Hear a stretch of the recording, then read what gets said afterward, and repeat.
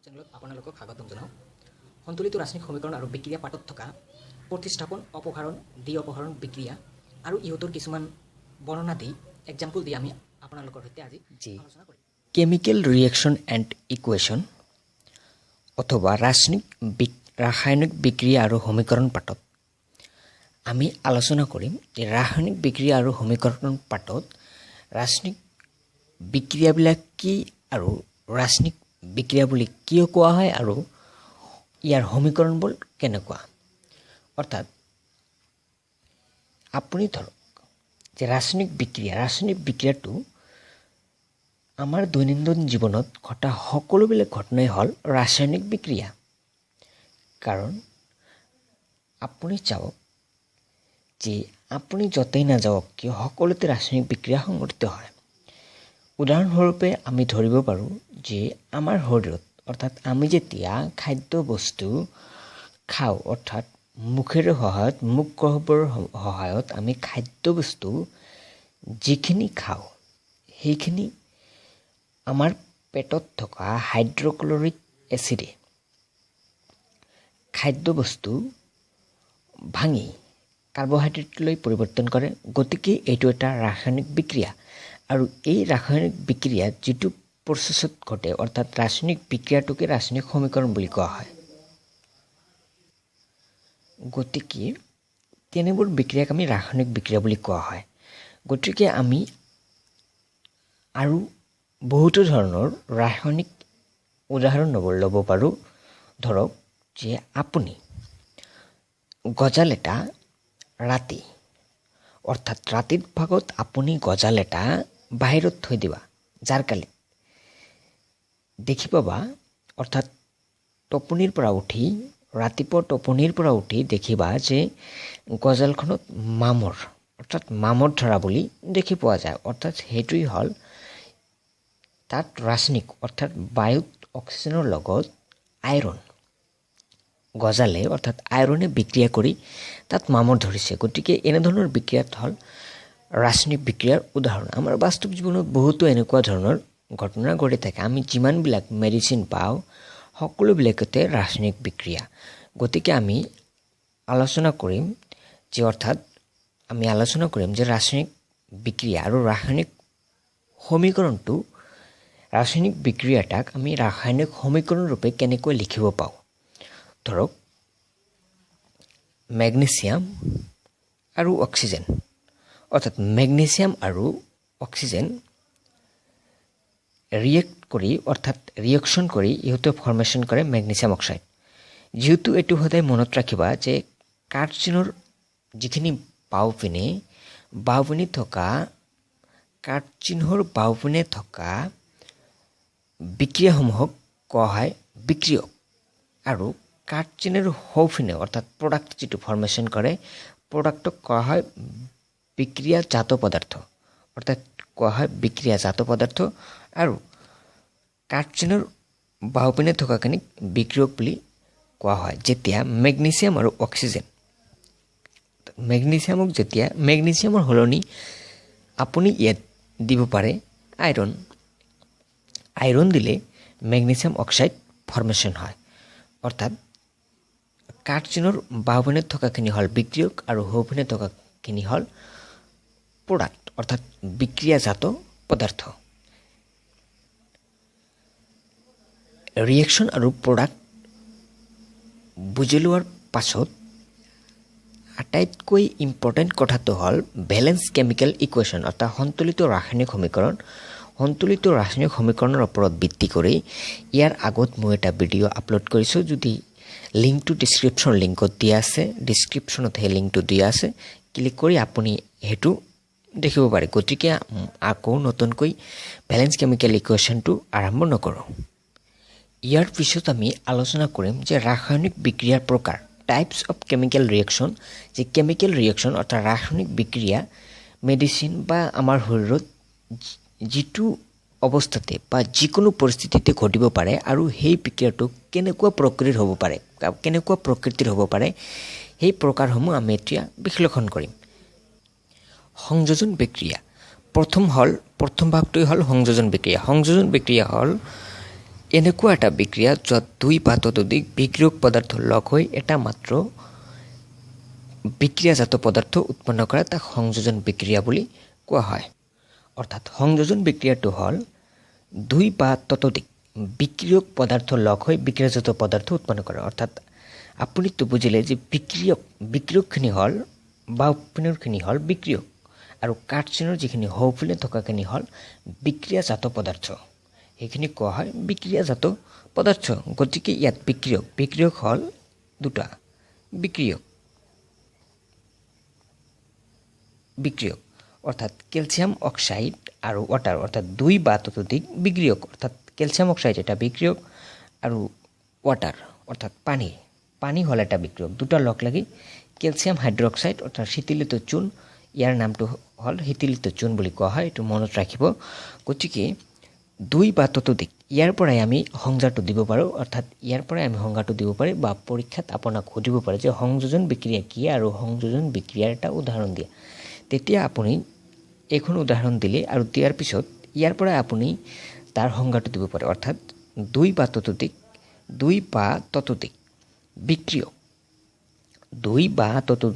বিক্ৰিয়ক পদাৰ্থ লগ হৈ বিক্ৰিয়াজাত পদাৰ্থ উৎপন্ন কৰা হয়, অৰ্থাৎ এটা মাত্ৰ বিক্ৰিয়াজাত পদাৰ্থ উৎপন্ন কৰে তাক সংযোজন বিক্ৰিয়া বুলি কোৱা হয়। ধৰক আমি আৰু এটা এক্সাম্পল ধৰক কাৰ্বন হ'ল কয়লা, অৰ্থাৎ কাৰ্বন প্লাছ অক্সিজেন। কাৰ্বন আৰু অক্সিজেন লগ হয় তেতিয়া ফৰ্মেশ্যন কৰে কাৰ্বন ডাই অক্সাইড। অৰ্থাৎ আপুনি বহুতো সময় শুনি পাইছে যে কয়লা ক্ষেত্ৰত জুই ওলাইছে বা গেছ ওলাইছে, যাৰ কাৰণে কয়লা ক্ষেত্ৰত মানুহে কাম কৰিব পৰাত বহুতো অসুবিধা হৈছে। সেইটো হ'ল কয়লাত থকা কাৰ্বন আৰু বায়ুমণ্ডলীয় অক্সিজেনৰ লগত ৰিয়েকশ্যন কৰি যিটো ফৰ্মেশ্যন কৰে এইটো কাৰ্বন ডাই অক্সাইড। এইটো হ'ল অৰ্থাৎ কয়লাত হোৱা বিক্ৰিয়াটো হ'ল কি সংযোজন বিক্ৰিয়া। গতিকে আপুনি সংযোজন বিক্ৰিয়াৰ উদাহৰণ আটাইতকৈ বেষ্ট হ'ব এইটো যে কাৰ্বন প্লাছ অক্সিজেন যেতিয়া লগ হয় কয়লা ক্ষেত্ৰত তেতিয়া কাৰ্বন ডাই অক্সাইড উৎপন্ন কৰে, এইটো হ'ল সংযোজন বিক্ৰিয়া। আকৌ আৰু এক্সাম্পল আছে, অৰ্থাৎ H2O ৱাটাৰ। অৰ্থাৎ ইয়াত এটা কথা মন কৰিব, ইয়াত এটা আৰু এটা দুটা বিক্ৰিয়ক লগ লাগি এটা উৎপন্ন কৰিছে, কিন্তু দুটা বিক্ৰিয়ক লগ লাগি যদি দুয়োটা উৎপন্ন কৰে তেনেহ'লে সংযোজন বিক্ৰিয়া নহয়। গতিকে যিহেতু ইয়াত এটা উৎপাদন কৰিছে গতিকে এইটো হ'ল বিক্ৰিয়াজাত পদাৰ্থ এটা উৎপন্ন কৰা মানে এইটো হ'ল সংযোজন বিক্ৰিয়া। আকৌ H2O ৱাটাৰ, অৰ্থাৎ হাইড্ৰজেন গেছ যেতিয়া অক্সিজেন গেছৰ লগত লগ লাগে তেতিয়া ফৰ্মেশ্যন কৰে ৱাটাৰ। এইবিলাক লেবৰেটৰীত আমি দেখিব পাওঁ। এনেই আমি কৰবাৰ পৰা অক্সিজেন আৰু বায়ুমণ্ডলৰ পৰা হাইড্ৰজেন লৈ বিক্ৰিয়াটো কৰিলে নহ'ব, গতিকে এইটো লেবত কৰিলে আমি ৱাটাৰ অণু উৎপাদন হয় বুলি দেখি পোৱা যায়। সেইবিলাক আমি দেখি পাওঁ যে ৱাটাৰ অণু উৎপন্ন হয়। গতিকে সংযোজন বিক্ৰিয়াটোৰ উদাহৰণ আমি যিকোনো এটা দিলেই হ'ল ইয়াৰ ভিতৰৰ পৰা। ইয়াৰ পিছৰটো হ'ল বিয়োজন বিক্ৰিয়া, অৰ্থাৎ ইয়াৰ পিছৰ যিখিনি হ'ল বিয়োজন বিক্ৰিয়া। অৰ্থাৎ প্ৰথম গ'ল সংযোজন বিক্ৰিয়া, ইয়াৰ পিছত আহিল বিয়োজন বিক্ৰিয়া। বিয়োজন বিক্ৰিয়া কি? অৰ্থাৎ সংযোজন বিক্ৰিয়াৰ বিপৰীত। অৰ্থাৎ সংযোজন বিক্ৰিয়াত আমি কৈছিলোঁ যে দুটা বা ততোধিক বিক্ৰিয়ক পদাৰ্থ লগ হৈ এটা মাত্ৰ বিক্ৰিয়াজাত পদাৰ্থ উৎপন্ন কৰে তাক সংযোজন বিক্ৰিয়া। এতিয়া তাৰেই ওলোটা, অৰ্থাৎ এটা বিক্ৰিয়াজাত পদাৰ্থ এইটো হ'ল কাঠচিনৰ মই কৈছিলোঁ যে কাঠচিনৰ বাওঁপিনে থকাখিনি হ'ল বিক্ৰিয়ক আৰু সোঁপিনে থকাখিনি বিক্ৰিয়াজাত পদাৰ্থ। কিন্তু কাঠচিনটো এবাৰ চাওক যে যেতিয়া এটা বিক্ৰিয়াজাত পদাৰ্থ, অৰ্থাৎ এইটো কিন্তু বিক্ৰিয়াজাত নহয়, এইটো হ'ল বিক্ৰিয়ক। অৰ্থাৎ এটা বিক্ৰিয়কৰ পৰা দুই বা ততোধিক বিক্ৰিয়াজাত পদাৰ্থলৈ ভাঙন হোৱা প্ৰক্ৰিয়াটোক কোৱা হয় বিয়োজন বিক্ৰিয়া। অৰ্থাৎ এটা বিক্ৰিয়াজাত, এইটো কিন্তু ইয়াত বিক্ৰিয়াজাত নহয়, এইটো হ'ল বিক্ৰিয়ক। কাঠচিনৰ বাওঁপিনে থকাখিনি সদায় বিক্ৰিয়ক আৰু সোঁপিনে থকাখিনি বিক্ৰিয়াজাত পদাৰ্থ। অৰ্থাৎ জীৱৰ বিক্ৰিয়াত এটা মাত্ৰ বিক্ৰিয়ক, এইটো হ'ল বিক্ৰিয়ক, অৰ্থাৎ এইটো হ'ল বিক্ৰিয়ক। জীৱৰ বিক্ৰিয়াত এটা মাত্ৰ বিক্ৰিয়ক ভাঙি দুটা বা ততোধিক বিক্ৰিয়াজাত, অৰ্থাৎ কাঠচিনৰ সোঁপিনে থকাখিনি বিক্ৰিয়াজাত বুলি কোৱা হয়। অৰ্থাৎ দুটা বা ততোধিক বিক্ৰিয়াজাত দ্ৰব্য উৎপন্ন কৰাকে বিয়োজন বিক্ৰিয়া বুলি কোৱা হয় অৰ্থাৎ এইটো জাষ্ট সংযোজন বিক্ৰিয়াৰ বিপৰীত আপুনি সংযোজন বিক্ৰিয়া এটাৰ এক্সাম্পল দি অৰ্থাৎ যে ইয়াত আছিল H2 প্লাছ O2 বা কাৰ্বন প্লাছ অক্সিজেন লগ লাগি কাৰ্বন ডাই অক্সাইড ফৰ্মেশ্যন কৰে এটো হল বিয়োজন বিক্ৰিয়া সংযোজন বিক্ৰিয়াৰ উদাহৰণ আছিল এই বিক্ৰিয়াটো যেটো কাৰ্বন ডাই অক্সাইড যদি আপুনি বিক্ৰিয়ক অৰ্থাৎ ইয়াত লিখি কাৰ্বন প্লাছ অক্সিজেন যদি ইয়াত লিখে তেনেহলে এটো হল বিয়োজন বিক্ৰিয়াৰ উদাহৰণ গতিকে এটা ৰিঅ্যাকচনতে আপুনি দিব পাৰিব বিয়োজন আৰু সংযোজন বিক্ৰিয়াৰ উদাহৰণ গতিকে ইয়াৰ পৰা যিকোনো এটা মুখস্থ কৰিলেই আপুনি সংযোজন আৰু বিয়োজন বিক্ৰিয়াৰ সংজ্ঞা লগতে উদাহৰণো দি দিব পাৰিব যিকোনো এটা মুখস্থ কৰিলেই হল ইয়াৰ পিছত হল তাপবৰ্জী বিক্ৰিয়া জীৱৰ বিক্ৰিয়াত তাপবৰ্জ্য বিক্ৰিয়া হল জীবৰ বিক্ৰিয়াত তাপৰ বৰ্জন অৰ্থাৎ এক্সোথাৰ্ম অৰ্থাৎ তাপ বৰ্জন কৰে তেনেবোৰ বিক্ৰিয়াক কি ধৰা হয় তাপীয় বৰ্জন অৰ্থাৎ তাপবৰ্জ্য বিক্ৰিয়া বুলি কোৱা হয় ধৰক ইয়াত ম্যাগনেসিয়াম আৰু অক্সিজেন গ্যাস লগ লাগে ম্যাগনেসিয়াম অক্সাইড ফৰ্মেশন কৰে অৰ্থাৎ ম্যাগনেসিয়াম অক্সাইড লগতে ইহতে কি কৰে তাপ প্ৰডিউস কৰে অৰ্থাৎ তাপ বৰ্জি কৰে তেনেকুৱা বিক্ৰিয়াক তাপবৰ্জ্য বিক্ৰিয়া বুলি কোৱা হয় অৰ্থাৎ ম্যাগনেসিয়াম প্লাস অক্সিজেন অৰ্থাৎ ইহতে কোনো সূৰ্যৰ ৰশ্মিৰ বা তাপৰ প্ৰয়োজন নহয় অৰ্থাৎ তাপৰ প্ৰয়োজন নোহোৱাকৈ যিবোৰ বিক্ৰিয়া সংঘটিত হয় তেনেবোৰ বিক্ৰিয়াক অৰ্থাৎ এই ধৰণে ক'ব পৰা যায় যে তাপৰ প্ৰয়োজন নোহোৱাকৈ বা সূৰ্যৰ পোহৰৰ প্ৰয়োজন নোহোৱাকৈ যিবোৰ বিক্ৰিয়া সংঘটিত হয় সেইবোৰ বিক্ৰিয়াক তাপবৰ্জ্য বিক্ৰিয়া বুলি কোৱা হয় অৰ্থাৎ তাপবৰ্জ্য বিক্ৰিয়াৰ এক্সাম্পল বা উদাহৰণ এটা আপুনি বিয়োজন বিক্ৰিয়া বা সংযোজন বিক্ৰিয়া অৰ্থাৎ বিয়োজন বিক্ৰিয়াৰ এটা উদাহৰণ মুখস্থ কৰিয়ে তাপবৰ্জ্য বিক্ৰিয়াৰ একে উদাহৰণ দিব পাৰা গতিকে এটাৰ পৰা অৰ্থাৎ বিয়োজন বিক্ৰিয়াৰ যিকোনো এটা উদাহৰণে মুখস্থ কৰি আপুনি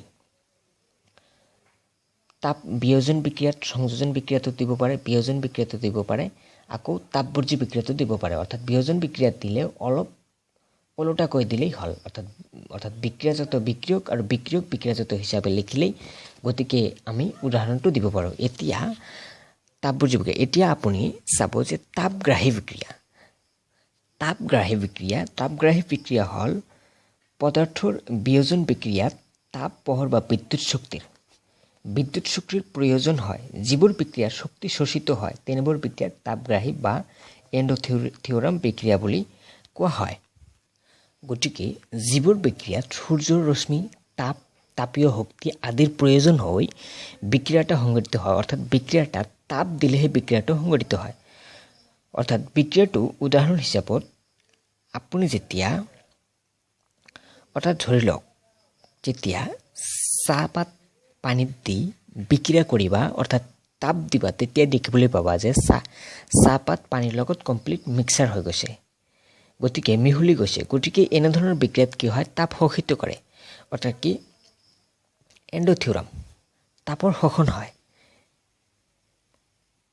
অৰ্থাৎ তাপগ্ৰাহী অৰ্থাৎ তাপ গ্ৰহণ কৰে গতিকে এনে ধৰণৰ বিক্ৰিয়াক এন্ডোথিওৰাম অৰ্থাৎ আমি যেতিয়া সিলভাৰ ব্ৰোমাইড যেতিয়া সূৰ্যৰ ৰশ্মি অৰ্থাৎ সূৰ্যৰ ৰশ্মিৰ উপস্থিতিত যেতিয়া সিলভাৰ ব্ৰোমাইড বিয়োজন কৰা হয় তেতিয়া হিট সিলভাৰ আৰু ব্ৰোমিন অৰ্থাৎ বিক্ৰিয়াজাত পদাৰ্থ উৎপন্ন হয় সিলভাৰ প্লাস ব্ৰোমিন গতিকে তাপগ্ৰাহী বিক্ৰিয়াটো উদাহৰণ হৈ গল যে সিলভাৰ প্লাস ব্ৰোমিন অৰ্থাৎ সূৰ্যৰ ৰশ্মিৰ পৰা যিখিনি তাপ পোৱা যায় এইখন বিক্ৰিয়াত তাপ দিলেহে অৰ্থাৎ সূৰ্যৰ ৰশ্মিৰ পৰা অহা তাপ শোষণ কৰে তাৰ পিছতহে বিক্ৰিয়াটো সংঘটিত হয় গতিকে ইয়াত তাপৰ শোষণ হৈছে গতিকে এই প্ৰক্ৰিয়াটো কোৱা হয় তাপগ্ৰাহী বিক্ৰিয়া অৰ্থাৎ তাপৰ শোষণ বিক্ৰিয়া বুলি কোৱা হয় অৰ্থাৎ ধৰক আপুনি silver bromide plus silver plus bromine বিক্ৰিয়াটো মুখস্থ কৰিছে এতিয়া আপোনাক পৰীক্ষা সুধিলে যে বিয়োজন বিক্ৰিয়া কি বিয়োজন বিক্ৰিয়াৰ উদাহৰণ দিয়া তেতিয়া আপুনি এইটোৰ পৰাই দিব পাৰিব কাৰণ বিয়োজন বিক্ৰিয়া হল অৰ্থাৎ বিয়োজন বিক্ৰিয়া কি এটা বিক্ৰিয়ক ভাঙি দুটা বিক্ৰিয়াজাত পদাৰ্থ উৎপন্ন কৰা গতিকে আকৌ যদি কোৱা হয় সংযোজন বিক্ৰিয়া কি আৰু সংযোজন বিক্ৰিয়াৰ এক্সাম্পল দিয়া গতিকে আপুনি সিলভাৰ ব্ৰোমাইডৰ জাস্ট বিক্ৰিয়া জাত হিচাপে লিখি দিলেই হল আৰু এই দুটা ইভেনে লৈ আহিলে হল অৰ্থাৎ বিক্ৰিয়ক হিচাপে লৈ আহিলে হৈ গল আকৌ যেতিয়া আপোনাক কোৱা হয় তাপগ্ৰাহী বিক্ৰিয়া হিচাপে কোৱা হ'ব তেতিয়াও আপুনি সেম ৰিঅ্যাকশনটোই ব্যৱহাৰ কৰিব পাৰিব গতিকে এটা ৰিঅ্যাকশনে আপুনি বিয়োজন সংযোজন আৰু তাপগ্ৰাহীটো আপুনি ব্যৱহাৰ কৰিব পাৰে গতিকে এনে ধৰণৰ অতি সহজে আপুনি যিকোনো এটা মুখস্থ কৰিলেই গতিকে আপুনি তিনিটা বা চাৰিটাৰে এনসাৰ কৰিব পাৰে কিন্তু আপুনি এটা মনত ৰাখিব যে তাপগ্ৰাহী বিক্ৰিয়াৰ উদাহৰণ লৈ আপুনি তাপবৰ্জী বিক্ৰিয়াত ব্যৱহাৰ কৰিব নোৱাৰিব ইয়াৰ পিছত হ'ল অপহৰণ বা প্ৰতিস্থাপন বিক্ৰিয়া অপহৰণ বস্তুটো আপুনি ভালকৈ বুজিব বিচাৰে অৰ্থাৎ ডিসপ্লেসমেন্ট অপহৰণ বা প্ৰতিস্থাপন মানে হ'ল আপোনাক পৰীক্ষাত ধৰিব পাৰে অপহৰণ বা যিকোনো এটা প্ৰতিস্থাপন হ'ব পাৰে বা অপহৰণ অৰ্থাৎ বা ডিসপ্লেসমেন্ট একেই আপুনি ধৰক কোনোবা এজন আজি 3 দিনৰ পৰা কিডন্যাপ হৈছে অৰ্থাৎ কিডন্যাপ হোৱা পৰিঘটনাটোই অপহৰণ অৰ্থাৎ কি হৈছে যে এজন মানুহে আন এজনৰ ঘৰৰ পৰা উঠাই লৈ গৈছে অৰ্থাৎ কিডন্যাপাৰ যিজন হল হেজন এখন বেলেগ মানুহ আৰু যিজনৰ ঘৰৰ পৰা অৰ্থাৎ যাৰ ঘৰৰ পৰা লৈছে বা আপুনি ধৰক টকা লৈছে গতিকে আপোনাৰ ঘৰৰ পৰা লৈছে গতিকে এটো হল অপহৰণ কৰা অৰ্থাৎ আপোনাৰ বস্তু অপহৰণ কৰি আন এজনে লৈ গৈছে গতিকে এনে ধৰণৰ বিক্ৰিয়ক অপহৰণ বিক্ৰিয়া অৰ্থাৎ জীৱৰ বিক্ৰিয়াত এটা বিক্ৰিয়কে আন এটা বিক্ৰিয়ক কিন্তু ইয়াত বিক্ৰিয়াজাত নহয় এটা বিক্ৰিয়কে আন এটা বিক্ৰিয়কক অপহৰণ কৰে তেনে ধৰণৰ বিক্ৰিয়া কোৱা হয় অপহৰণ বিক্ৰিয়া অৰ্থাৎ উদাহৰণ স্বৰূপে আমি ক'ব পাৰো ধৰক ইয়াত আইৰন প্লাস কপাৰ সালফেট বিক্ৰিয়ক দুয়োটাই বিক্ৰিয়ক আইৰন কি এতিয়া দ্বি অপহৰণ বিক্ৰিয়া দ্বি অপহৰণ ডাবল এটোৰ মানে অৰ্থাৎ দ্বি অপহৰণ বিক্ৰিয়াটো হ'ল ডাবল ডিসপ্লেসমেন্ট অৰ্থাৎ দ্বি অপহৰণ কৰা অৰ্থাৎ ধৰক আপুনি কোনোবাৰ ঘৰৰ পৰা টকা আনিছে ধাৰত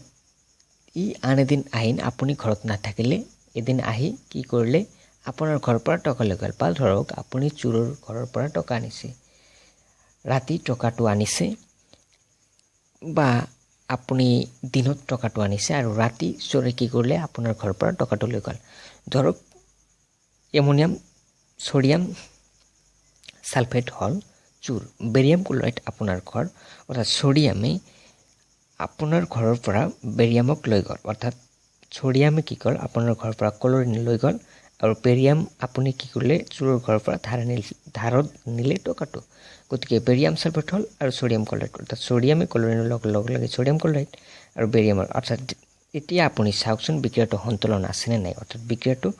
এতিয়া চালে কমপ্লিট সন্তুলন বিক্ৰিয়া হয় অৰ্থাৎ জীৱৰ বিক্ৰিয়াত বিক্ৰিয়ক পদাৰ্থসমূহৰ মাজত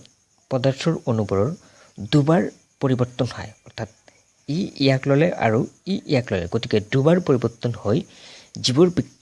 দুবাৰ পৰিৱৰ্তন হৈ বিক্ৰিয়াজাত পদাৰ্থ উৎপন্ন কৰে তাক দ্বি অপহৰণ বিক্ৰিয়া বুলি কোৱা হয় বা ডাবল ডিসপ্লেসমেন্ট ইয়াৰ পিছত জাৰণ আৰু বিজাৰণ অক্সিডেশন এণ্ড ৰিডাকশন জাৰণ মানে কোনো এটা দ্ৰৱই অক্সিজেন গ্ৰহণ কৰা বা বিক্ৰিয়ক এটাই অক্সিজেন গ্ৰহণ কৰা পৰিঘটনাটোক কি কয় জাৰণ বুলি কোৱা হয় অৰ্থাৎ কপাৰে অক্সিজেন গ্ৰহণ কৰি কপাৰ অক্সাইড জাৰিত হৈছে বা আপুনি ইয়াৰ এক্সাম্পল দিব পাৰে কাৰ্বন অৰ্থাৎ প্ৰথম বিয়োজন সংযোজন বিক্ৰিয়াৰ ক্ষেত্ৰত যেটো কাৰ্বন প্লাস অক্সিজেন লগ লাগি কাৰ্বন ডাই অক্সাইড অৰ্থাৎ কয়লাৰ ক্ষেত্ৰত জুই লগা ঘটনা অৰ্থাৎ গতিকে কপাৰে অক্সিজেনৰ লগত বা কাৰ্বনে অক্সিজেনৰ লগত লগ লাগি কাৰ্বন অক্সাইড গতিকে হেতু বিক্ৰিয়া হ'ল জাৰণ বিক্ৰিয়া জীৱৰ বিক্ৰিয়াত অক্সিজেন গ্ৰহণ কৰা হয় তেনেবোৰ বিক্ৰিয়াক জাৰণ বিক্ৰিয়া বুলি কোৱা হয় আৰু এতিয়া আপুনি চাওক যে জীৱৰ বিক্ৰিয়াত হাইড্ৰোজেন ত্যাগ কৰা হয় অৰ্থাৎ কপাৰ অক্সাইড প্লাস হাইড্ৰোজেন অৰ্থাৎ জীৱৰ হাইড্ৰোজেন ত্যাগ বা অক্সিজেন ত্যাগ কৰা হয় জীৱৰ বিক্ৰিয়াত তেনেবোৰ বিক্ৰিয়াক বিজাৰণ বিক্ৰিয়া বুলি কোৱা হয় অৰ্থাৎ কপাৰ অক্সাইড কপাৰৰ লগত থকা অক্সিজেন কি কৰিলে হাইড্ৰোজেনে লৈ গ'লে গতিকে কপাৰ এনে পৰি গ'ল গতিকে এনেবোৰ বিক্ৰিয়াক বিজাৰণ বিক্ৰিয়া বুলি কোৱা বিজাৰণ বিক্ৰিয়াৰ উদাহৰণ যেটো আছে এটো আপুনি দিব পাৰে অপহৰণ বিক্ৰিয়াৰ লগত তুলনা কৰি আপুনি যদি দ্বি অপহৰণ বিক্ৰিয়া গতিকে এটো হল অপহৰণ বিক্ৰিয়াৰ ক্ষেত্ৰত অৰ্থাৎ অপহৰণ বিক্ৰিয়াৰ নিয়মেৰে হৈ গ'ল গতিকে যেহেতু ইয়াত আছিল কাৰ্বন প্লাস অক্সিজেন এটাই আন্তক কাৰ্বন ডাই অক্সাইড বা যে কপাৰ অক্সাইড প্লাস হাইড্ৰোজেন লগ লাগি কপাৰৰ পৰা অক্সিজেন লৈ গ'ল অপহৰণ হল গতিকে এটো অপহৰণ বিক্ৰিয়া আকৌ যেতিয়া দ্বি অপহৰণ বিক্ৰিয়াৰ ক্ষেত্ৰত যদি আপুনি চাই যে দ্বি অপহৰণ বিক্ৰিয়াৰ ক্ষেত্ৰত উদাহৰণটো যে ধৰক কপাৰ অক্সাইড হাইড্ৰোজেনৰ লগ লাগি কপাৰ ফৰ্মেশ্যন কৰিল আৰু ৱাটাৰ গতিকে হাইড্ৰজেনে অক্সিজেন গ্ৰহণ কৰিলে গতিকে এইটো জাৰণ আৰু কপাৰ অক্সাইডে কপাৰখন ত্যাগ কৰিলে গতিকে কপাৰ প্ৰডিউচ হ'ল অৰ্থাৎ এনেবোৰ বিক্ৰিয়াক বিজাৰণ বিক্ৰিয়া বুলি কোৱা হয় ইয়াৰ পিছত মই আপোনালোকক ভিডিঅ' লিংক দিম যিটো ভিডিঅ'ত অকল সেৱা বা NCERT-ত কিতাপত থকা এইখন পাঠত থকা অৰ্থাৎ প্ৰথম পাঠত থকা ৰাসায়নিক বিক্ৰিয়া আৰু সমীকৰণৰ প্ৰশ্নাৱলীত থকা কিছুমান প্ৰশ্ন মই ইম্পৰ্টেণ্ট দিম আৰু যিবিলাক পৰীক্ষাত আহিব বুলি মই ভাবোঁ থ্যাংক ইউ ফৰ ৱাচিং প্লিজ ছাবস্ক্ৰাইব মাই চেনেল আগাৰ যদি মোৰ ভিডিঅ'খন ভাল লাগিছে তেনেহ'লে ছাবস্ক্ৰাইব